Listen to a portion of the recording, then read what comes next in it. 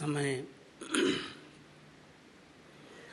सभी बाबा के प्यार में समाने का, सागर की गहराई में जाने का बहुत अच्छा अनुभव करते हैं। सब तरफ मधुबन के सभी स्थानों पर और देश विदेश में इस समय विशेष योग इतनी ब्राह्मण आत्माएं करती हैं, तो उसका वायुमंडल कितना शक्तिशाली चारों ओर फैलता है। ऐसे लगता जैसे हम सब इस आवाज़ की दुनिया से दूर अपने शांति के उस परमानंद के अनुभव में समाये हुए हैं। विशेष जो 7 से 7:30 बजे योग चलता है, इस योग में सभी बहुत अच्छे और गहरे अनुभव करते हैं। कई तो ये कहते हैं कि अमृत वेले से भी पावरफुल योग शाम का होता है। अमृत वेले कई बार नींद का वातावरण होने के कारण सुस्ती आने लगती है, लेकिन शाम के समय, इस नमाज शाम के समय जब हम सब योग करते हैं और एक ही संकल्प में एकाग्र होकर के बैठते हैं, तो कितनी सुंदर शांति का अनुभव, सन्नाटे का अनुभव होने लगता है। ऐसे लगता है सब उड़ता पंछी बन कर के अपने वतन की सैर कर रहे हैं।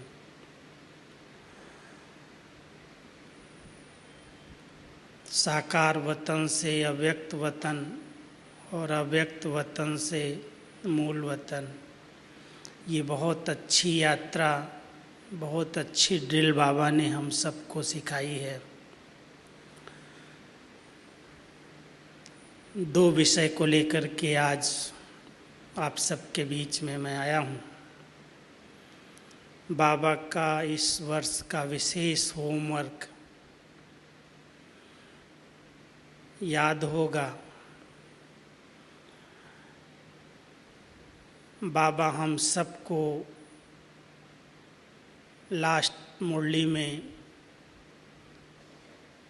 विशेष इशारा दे करके गए कि जैसे आप बच्चे उमंग और उत्साह में रहते हो, ऐसे अपने साथियों को भी उमंग उत्साह दिलाओ। जैसे खुद तीव्र पुरुषार्थ की लहर है, ऐसे सबके अंदर वो लहर आ जाए।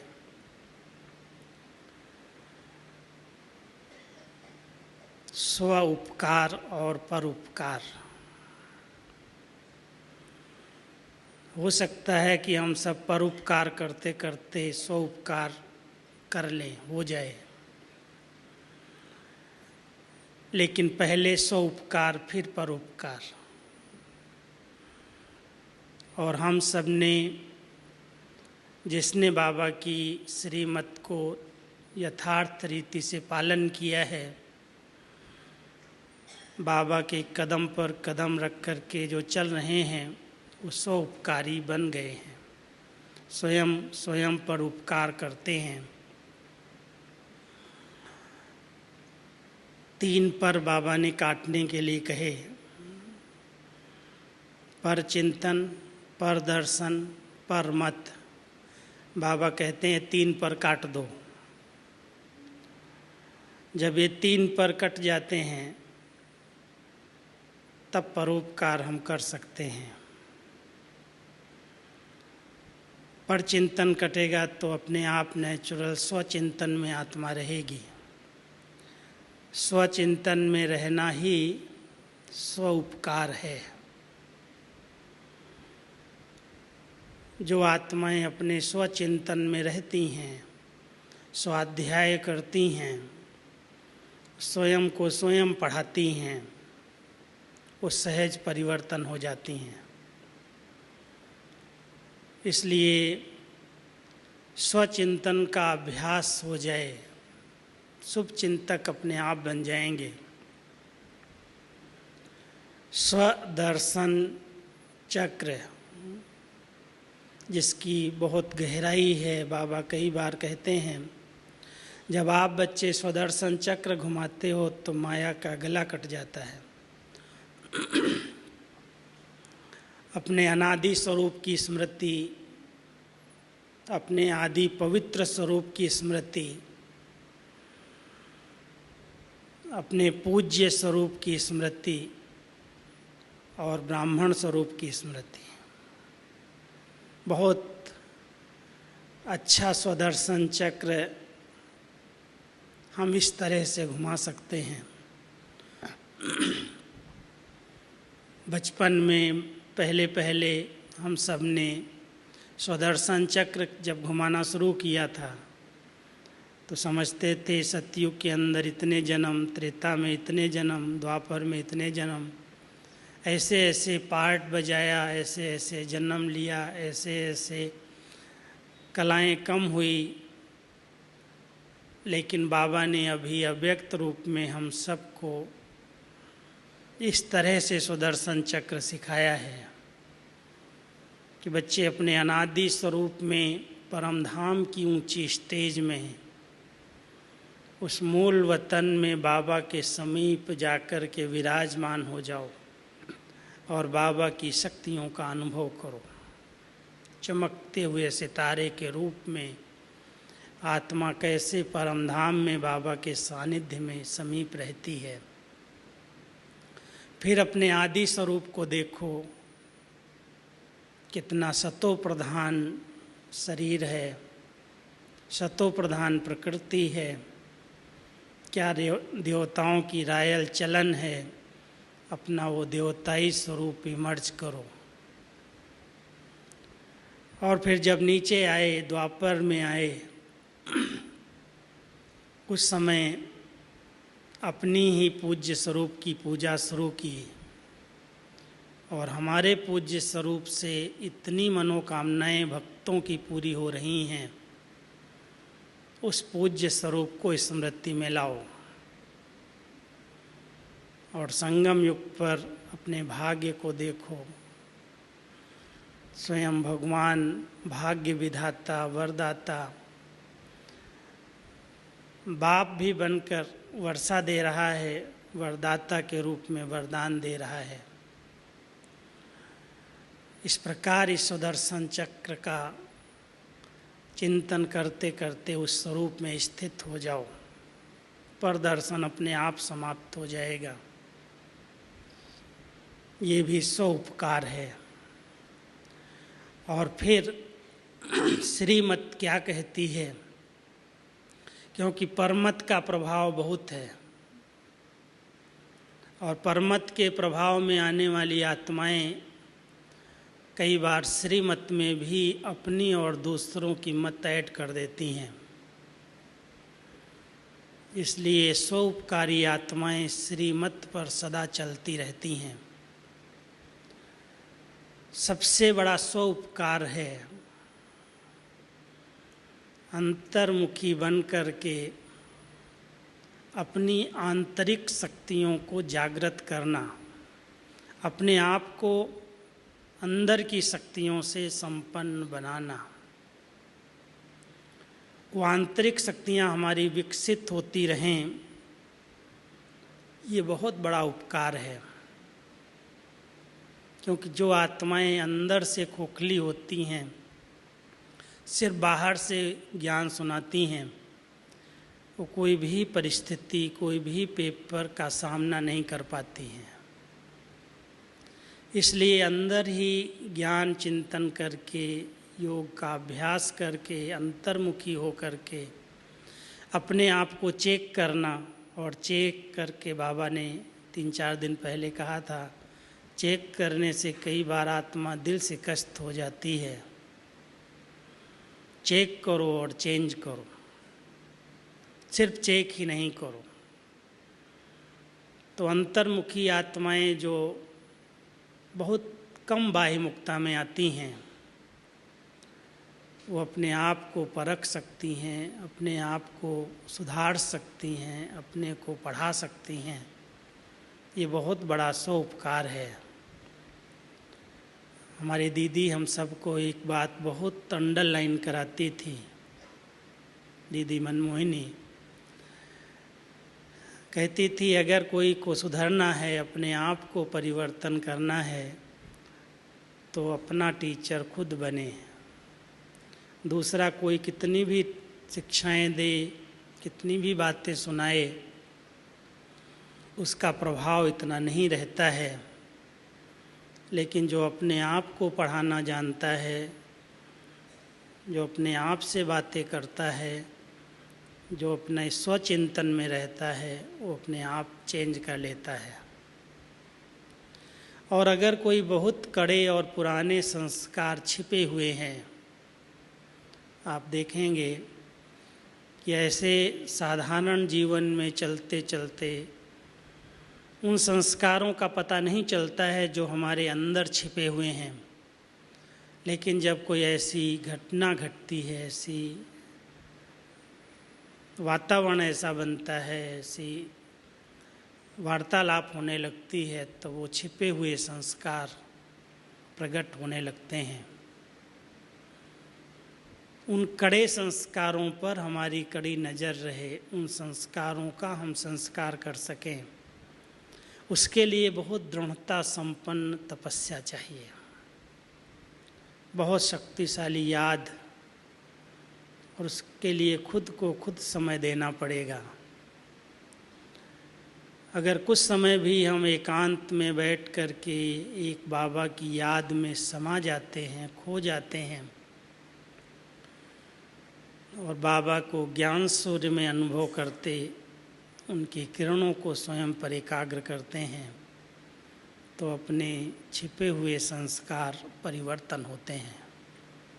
तो ये उपकार है। अगर कोई आत्मा अपने छिपे हुए संस्कारों को, स्वभावों को, ऐसी आदतों को जो बीच बीच में परेशान करने वाली है, उसको चेंज करना चाहती है, तो उसके लिए बहुत अंतर्मुखी बन कर के एकांत में जा कर के बाबा की किरणों को एकाग्र करके, जैसे कोई लेजर किरणें डाली जाती हैं किसी स्थान पर, शरीर में भी अगर कोई रोग होते हैं तो आजकल किरणों से इलाज कर देते हैं।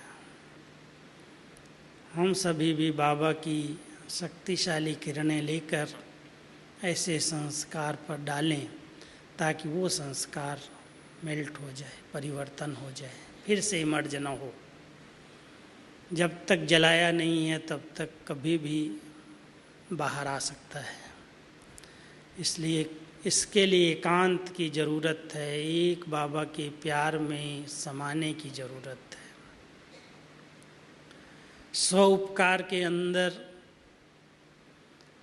कोई भी ऐसी बातें हमारे सामने परिस्थिति के रूप में आए, अगर हम उसको नेगेटिव दृश्य को भी, नुकसानदेह दृश्य को भी पॉजिटिव में परिवर्तन कर लेते हैं, परिस्थिति रूपी पेपर पहाड़ नहीं बनता, लेकिन अगर हम उसको बहुत सरल रीति से, सहज रीति से बात को लेते हैं, तो पहाड़ जैसी बात भी बहुत सरल हो जाती, सहज पार कर सकते हैं। क्योंकि बातें तो हर एक के सामने कोई न कोई आती हैं, परिस्थितियाँ आती हैं। जिसकी स्वस्थिति अच्छी है, जिसने ध्यान दिया है स्वयं पर, अपनी स्थिति को जमाने पर, परिस्थितियाँ आकर के क्रॉस कर जाती हैं, हलचल में नहीं लाती। वो आत्माएं घबराती नहीं हैं, क्या हुआ, कैसे हुआ, ऐसा क्यों हो गया, हलचल में नहीं आती, पार हो जाती। आई है बात, ख़त्म हो जाएगी। तुरंत उतावले नहीं हो जाते, अधीर नहीं होते, भयभीत नहीं होते, बात आती है समाप्त हो जाती है। तो अगर हमने अपने आप को पढ़ाया है, स्व स्थिति को अच्छा बनाया है, स्व उपकार किया है, तो अकल्याण के दृश्य में भी कल्याण क्या छिपा हुआ है, बहुत धैर्यता के साथ उसे देखना होता है, समझना पड़ता है क्या इसके बीच में कल्याण है। जबकि दिखाई देता है ये सीन बड़ी दर्दनाक है या कल्याणकारी दिखाई दे रही है, उसमें भी क्या मुझ आत्मा का कल्याण है, क्योंकि ड्रामा कल्याणकारी है, बाबा कल्याणकारी है, समय संगम का समय कल्याणकारी है, तो हमारा कल्याण इसमें कहाँ से हो सकता है। लेकिन अगर हम बहुत धैर्यवत होकर के उस बात को देखते हैं तो उसमें कल्याण का रास्ता निकल आता है।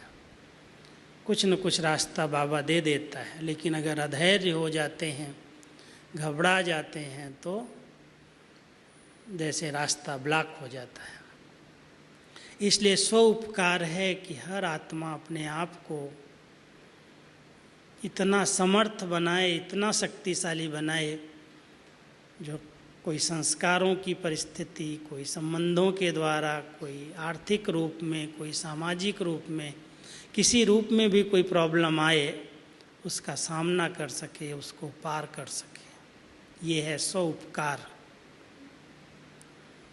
बाबा ने जो गुण और शक्तियाँ हम सबको दी हैं, जो ज्ञान का अनमोल खजाना दिया है, अगर मैं आत्मा उस खजाने को मनन करके, चिंतन करके उसकी अनुभवी मूर्त बनती हूँ,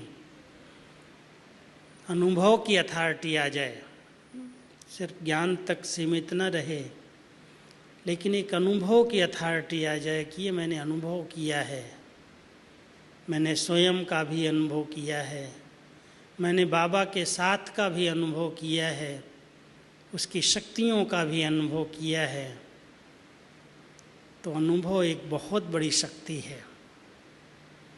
इसलिए स्व उपकार यही है कि हम सबको स्व पर ध्यान दे करके हर गुण और हर शक्ति का अनुभव करना है।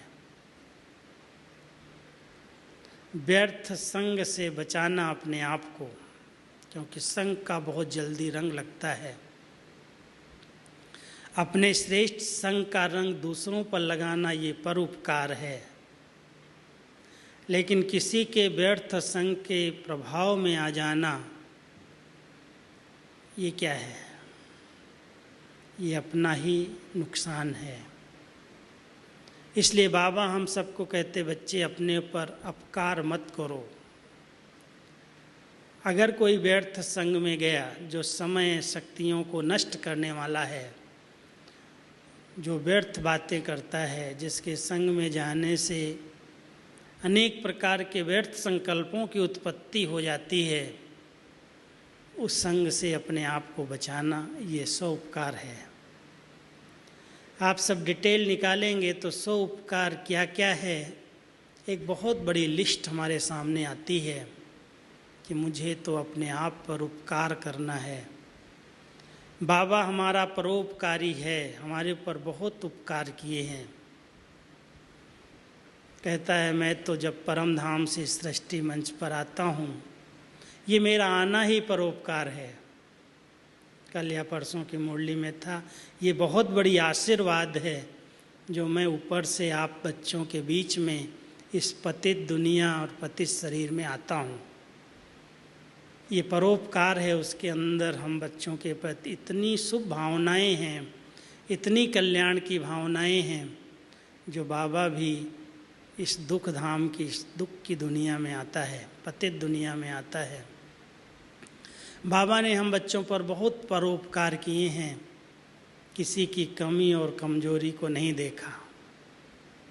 कोई कैसा भी बच्चा है, बाबा कहता बच्चे तुमने मेरा बहुत उपकार किया है, अनजान में किया, जानबूझ करके तो नहीं किया, बहुत भावना से किया, लेकिन बाबा उसको अपकार शब्द देता है कि मुझे तुमने कण कण में कह दिया, सर्वव्यापी कह दिया, कुत्ते बिल्ली में कह दिया, ये मेरा अपकार किया है।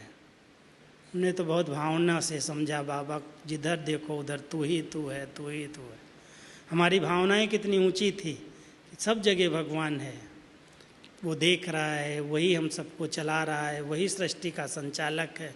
बहुत ऊंची भावना से हमने उसको ऐसे शब्द उच्चारण किए, लेकिन बाबा कहता बच्चे कितनी बड़ी ग्लानि मेरी कर दी, पर उपकार किया कि अपकार कर दिया।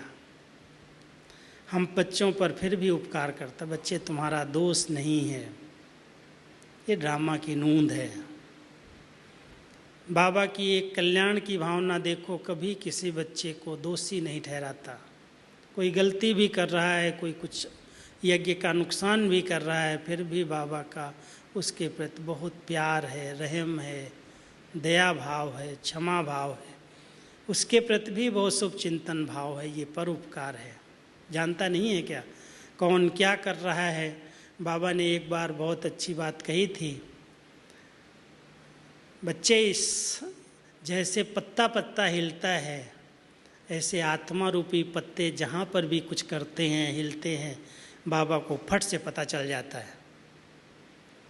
जैसे इस शरीर के आर्गन्स के अंदर कहीं भी कुछ भी थोड़ी भी दर्द हो, कोई चींटी भी काट जाए, तो आत्मा को फट से महसूस होता है कि कुछ हो गया। अगर शरीर ठीक है, खून की गति ठीक है, चैतन्यता है, तो आत्मा फट से एक सेकंड भी नहीं लगता है, उसको पता चलता है शरीर के किस कोने में क्या हो रहा है। ऐसे ही बाबा ने एक बार कहा था कि बच्चे इस सृष्टि पर तुम बच्चे जहाँ पर भी जो कुछ कर रहे हो, मुझे फट से पता चल जाता है ये कहाँ क्या हो रहा है, लेकिन मैं बताता नहीं हूँ। मैं बच्चों को सम्मान देता हूँ, अपमानित नहीं करता। इशारा जरूर देता है, शिक्षाएं देता है, संगठन में दे देता है, लेकिन डायरेक्ट नहीं कह कर के उसके दिल को नहीं दुखाता। ये उसका परोपकार है। तो बाबा ने जैसे हम बच्चों को परोपकार की दृष्टि से बहुत उपकार किया है, ऐसे ही हम बच्चों को भी कहता है बच्चे तुम मनसा द्वारा, अपनी मधुर वाणी के द्वारा, अपने श्रेष्ठ संग के द्वारा जो आपके संबंध में संपर्क में आत्माएं आती हैं, भले वो कैसी भी हैं, फिर भी उनके प्रति बहुत कल्याण की भावना रख करके, शुभ भावना रख करके उनको खुशी दो, उनको शक्ति दो, उनके उमंग उत्साह को बढ़ाओ। ये परोपकार है। कई आत्माएं चलते चलते निराश हो जाती हैं, होपलेस, जैसे कोई होप ही नहीं, कोई आशा ही नहीं। अपने संस्कारों से युद्ध करते करते, संगठन में चलते चलते जो आपसी संबंधों में टकराव होते हैं, उसके कारण कई स्वभाव, कई संस्कार, कई पिछले हिसाब किताब जब सामने आ जाते हैं, तो ज्ञान योग की शक्ति न होने के कारण आत्माएं निराश हो जाती हैं, दिल शिकस्त हो जाती हैं, हताश हो जाती हैं। ऐसी आत्माओं को उमंग उत्साह में लाना, उनको खुशी दिलाना, उनको आगे बढ़ाना, उनको उड़ने के पंख दे देना, ये परोपकार है। अगर हम ऐसी परोपकारी आत्माएं, कुछ भी थोड़ी सी भी आत्माएं हैं जिनको ये रहता है कि संगठन में अगर कोई कमज़ोर है, तो उस कमज़ोर आत्मा की कमज़ोरी का वर्णन करके उसको और हताश न किया जाए, बल्कि उसकी कमजोरियों को देख करके समाते हुए उसको शुभ चिंतक स्थिति से, शुभ भावना से बहुत स्नेह की शक्ति और सकाश दी जाए, जैसे हमारी दादियाँ दे रही हैं। हम दादियों को बहुत नज़दीक से देखते हैं कि उनके अंदर कितनी एक रहम की भावना, दया की भावना, परोपकार की भावना है। अगर कोई गलती करता है तो ये नहीं कहती तुम यहाँ से चला जा, कैसे तुम चेंज हो जा, कैसे अपने आप को परिवर्तन कर ले, उसके लिए इशारा देती हैं, स्नेह देती हैं, शक्ति देती हैं, अच्छे संग में रहने की सलाह देती हैं। ये परोपकार है। अपने साधन भी, अपनी इच्छाएं भी मार करके दूसरों को मान देना। जैसे बाबा सब कुछ करता और कराता है। अगर बाबा की लीला देखो, साक्षी हो करके देखो, इतना बड़ा बाबा का बेहद यज्ञ चल रहा है, एक साथ इतनी सारी कारोबार चल रही है। इधर योग शिविर चल रहे हैं, उधर विंग्स के प्रोग्राम चल रहे हैं, पांडव भवन में भट्टियाँ चल रही हैं, यहाँ अकाउंट चेकिंग चल रही है, यहाँ कैड चल रहा है, इतना सारा एक साथ प्रोग्राम चल रहे हैं। और जो हमारी निमित्त आत्माएं हैं, हमारी दादियाँ हैं, हमारे वरिष्ठ हैं,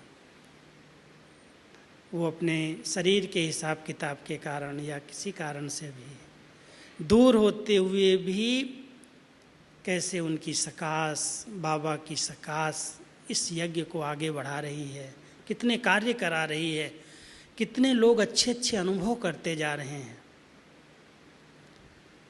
अगर देखा जाए, ये करण करावन हार की बड़ी गुप्त लीला चल रही है। आने वाली आत्मा इतनी तृप्त, इतनी संतुष्ट, इतनी भरपूर होकर के जाती हैं जैसे सब कुछ पा लिया। पहले ज़माने में हम देखते थे, अगर दीदी है, दादी नहीं है, या दादी है, दीदी नहीं है, तो लगता था कोई मिसिंग है, कुछ चाहिए यहाँ पर। आज नहीं होते हुए भी इतना बड़ा यज्ञ कितनी फास्ट गति से सेवाएं कर रहा है, तो कौन कर रहा है? ये बाबा की गुप्त शक्तियाँ। बाबा अपना कार्य अपने आप सब कुछ करा रहा है, किसी बच्चे को भी निमित्त बना करके। हम सब का एक कर्तव्य बनता है, जो भी बाबा के बच्चे हैं, जिनको भी बाबा ने किसी भी सेवा के निमित्त बनाया है, वो एक बाबा के राइट इंस्ट्रूमेंट बन करके रहें। बड़ा शुभ चिंतक वृत्ति से, शुभ भावना से, अच्छा विचारों में रमण करने की आदत डाल दें। कभी भी कोई ऐसी कमी और कमजोरी का चिंतन न करें। परोपकार की भावना यही है कि हम सब इतने शुभ चिंतक बन जाएं, अगर कोई की कमी दिखाई भी देती है, कोई लगता भी ये कम है, कमज़ोर है, या ये गलत हो रहा है, तो भी उसका वर्णन और चिंतन न करके, इधर उधर उस बात को फैला करके, बड़ा रूप दे करके हम विघ्न रूप न बने, लेकिन उस बात को कैसे हल किया जाए, कैसे ठीक किया जाए, एक शुभ चिंतक वृत्ति से, शुभ भावना से, अपनी मनसा शक्ति के द्वारा उसमें हम क्या मदद कर सकते हैं, किस प्रकार के सहयोगी बन सकते हैं, मैं समझता हूँ ये परोपकार है। और ऐसा परोपकार हर एक आत्मा को करना चाहिए, उसका सोपकार अपने आप हो जाएगा। इस समय आवश्यकता है हर एक आत्मा को परोपकार करने की। परोपकार, सबके ऊपर उपकार, चाहे वो कैसा भी हो, चाहे मेरी इंसल्ट करने वाला हो, ग्लानि करने वाला हो, अपमानित करने वाला हो, लेकिन हम इतने अच्छी स्थिति में स्थित रहें। आज मेरा एक क्लास वहाँ भट्टी में हो रहा था, मुझे टॉपिक मिला था, स्वस्थिति से परिस्थितियों पर विजय कैसे हो। और परिस्थितियाँ भिन्न भिन्न रूप में, वैरायटी रूप में हर एक के सामने आती हैं। कोई भी ऐसा नहीं है जो कहे मेरे आगे तो कोई पेपर ही नहीं आया, आता ही नहीं है।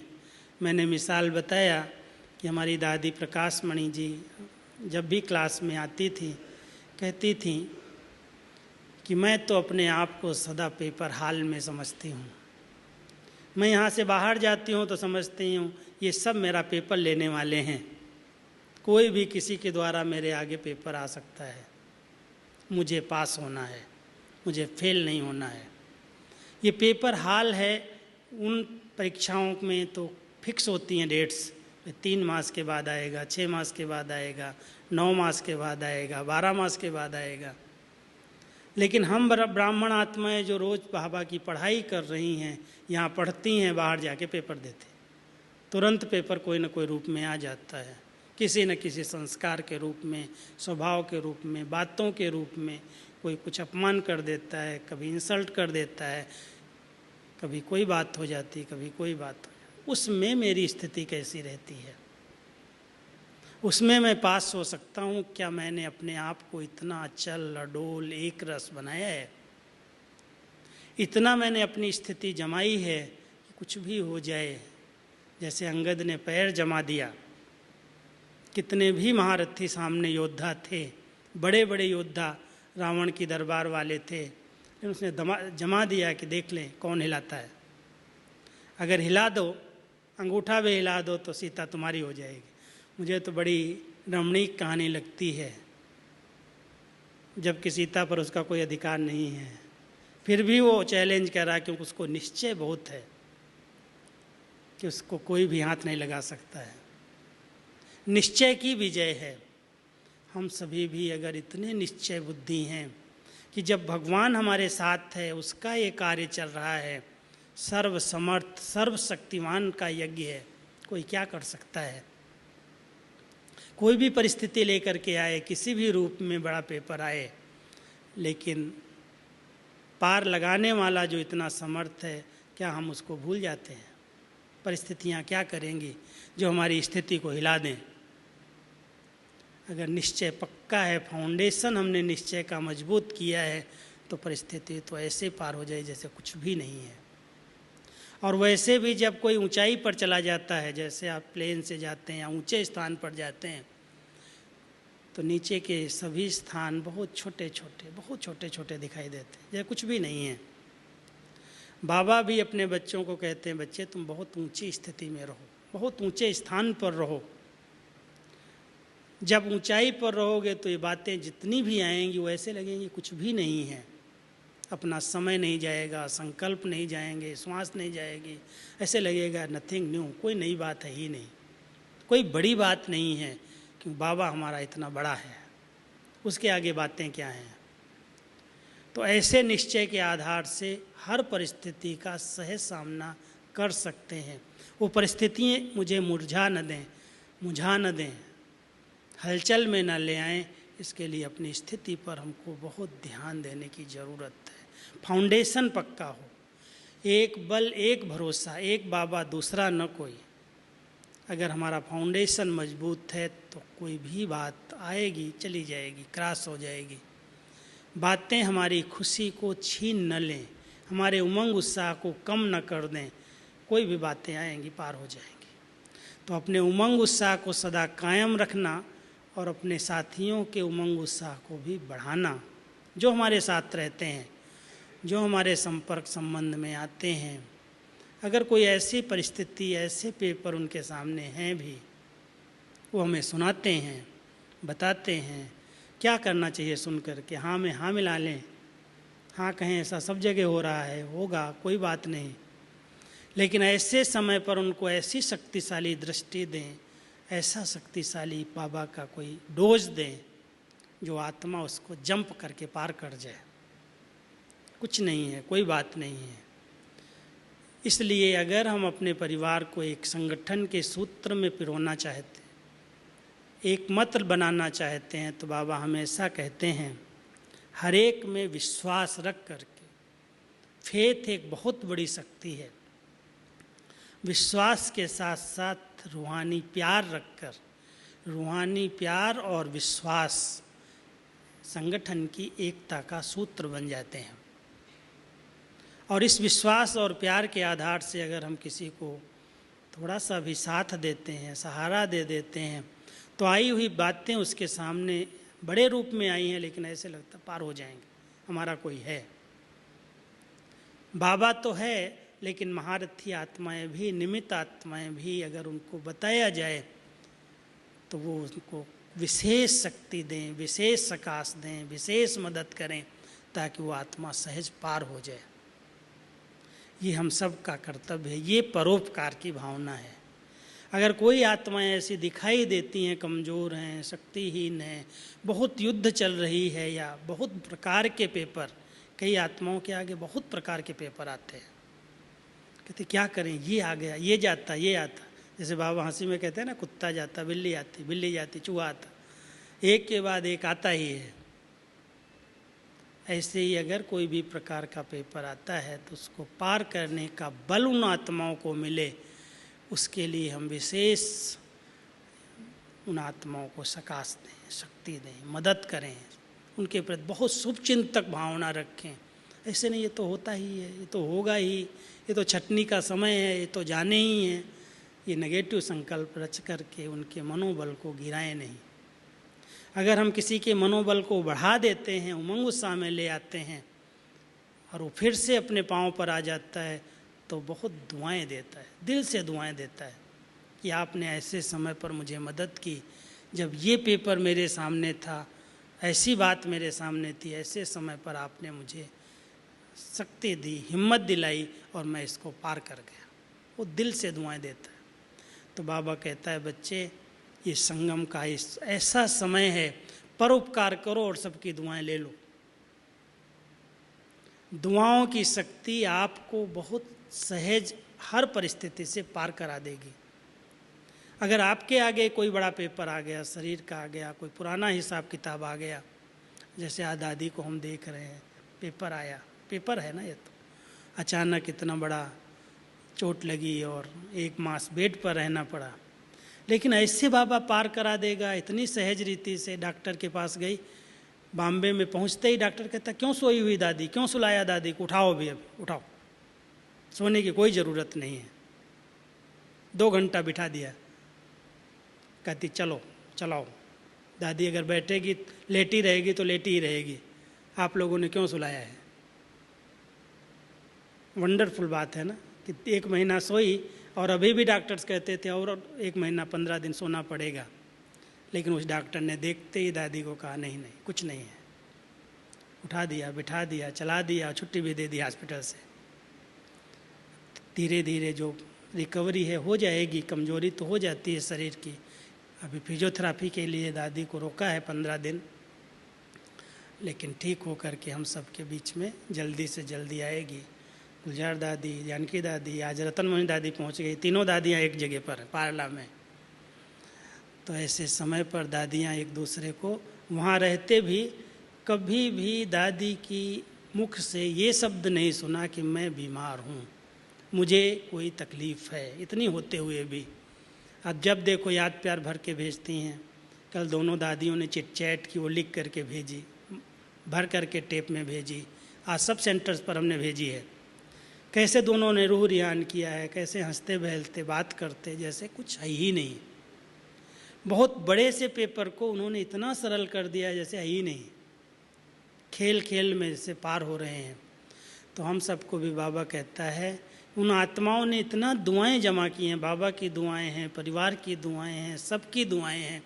हम सभी भी अगर सबकी दुआएं लें, सुख दें सुख लें, दुआएं दें दुआएं लें, तो कोई भी प्रकार का ऐसा पेपर आएगा भी तो हमारी स्थिति को बिगाड़ेगा नहीं, आएगा, पार हो जाएंगे, सहज हो जाएगा।